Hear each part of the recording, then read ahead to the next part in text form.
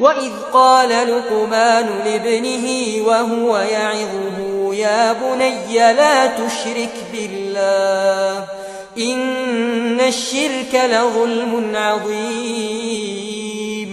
ووصينا الإنسان بوالديه حملته أمه وهنا على وهن وفصاله في عامين أن اشكر لي ولوالديك إلي المصير وإن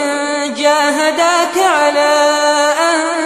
تشرك بي ما ليس لك به علم فلا تطعهما وصاحبهما في الدنيا معروفا واتبع سبيل من أناب إلي